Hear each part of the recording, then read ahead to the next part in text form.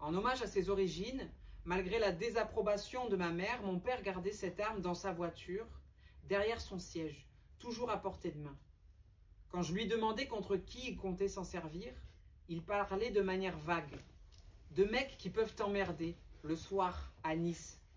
Après en avoir reçu un bon coup sur la tronche, il ne risquait pas de demander leur reste. Devant la plupart des maisons, juste à côté de la voiture, une vieille bétonnière rouillée attendait patiemment qu'on la redémarre. C'est ce que faisaient nos pères pendant leur congé. Quand l'espoir les reprenait, ils coulaient des dalles, montaient des murs, restauraient des façades comme un avenir qu'il était encore possible de construire avant de laisser tomber, parfois même avant d'avoir terminé. Le dimanche après-midi, la plupart d'entre eux s'occupaient de leur véhicule. Mon père consacrait du temps à l'entretien de sa vieille Golf. Il vérifiait d'abord la pression des pneus à l'aide d'un compresseur qu'il avait récupéré sur un réfrigérateur. Il se contorsionnait ensuite de longues minutes dans l'habitacle avec un aspirateur avant de recouvrir toute la carrosserie d'eau savonneuse et de la frotter vigoureusement. Avec un tuyau d'arrosage, il rinçait enfin la voiture. L'eau claire la délivrait de la mousse crasseuse et laissait apparaître une Golf rutilante sur laquelle la lumière du soleil se reflétait. Au village, c'était principalement en cela que consistait le fait d'être père. Il fallait travailler toute la semaine et montrer qu'on ne s'abandonnait pas, même le week-end, qu'on ne se laissait pas aller à garer une voiture sale devant son foyer. Quand je parlais à mon père d'une famille voisine qui avait une voiture plus récente que la nôtre, il le prenait comme un affront à réparer. Amer, il me faisait remarquer avec tout son mépris que ceux dont je parlais avaient peut-être une belle voiture, mais qu'ils vivaient sans confort, entassés dans un minuscule appartement du HLM d'en face. J'adorais la voiture de mon père. Des autocollants colorés cachaient les accros de sa carrosserie.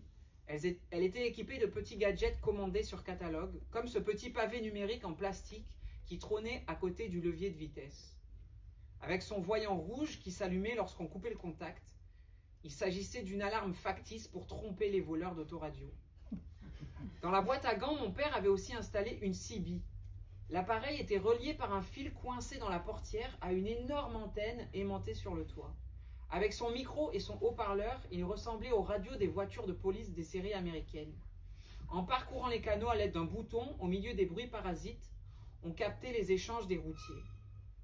Une bonne dizaine d'années plus tard, dans les couloirs de l'université, j'ai entendu des étudiants utiliser le prénom de mon père comme un nom commun. Leur demandant ce qu'il voulait dire lorsqu'il parlait d'un Jackie, ils me répondirent que c'était le genre de beauf de la campagne qui roule dans des voitures bricolées avec des tas de gadgets à la con. C'était la toute première fois que j'entendais cette expression, qui aurait pu désigner la totalité des types que j'avais connus dans mon enfance. On avait trouvé un mot pour qualifier ces hommes dans l'univers dans lequel j'avais grandi, et ce mot c'était le nom de mon père. L'entretien régulier que sa vieille Golf demandait l'avait peu à peu détourné des jeux vidéo. En les abandonnant, il me semblait s'inscrire dans une dimension autrement plus responsable, plus adulte. Pendant qu'il s'affairait autour de sa voiture, chaque dimanche après-midi, je passais de longues minutes à l'observer. La présence de mon père à la maison était rare, précieuse. Tandis qu'il me suppliait d'aller jouer ailleurs, de le laisser tranquille une bonne fois pour toutes, je tentais sans cesse de reprendre contact avec lui. J'essayais d'apprendre, je l'accablais de questions qui demeuraient sans réponse. Les commandes, les symboles et les voyants du tableau de bord, le manuel d'entretien. Je voulais tout savoir pour comprendre enfin quelque chose à l'étrange mécanique de mon père.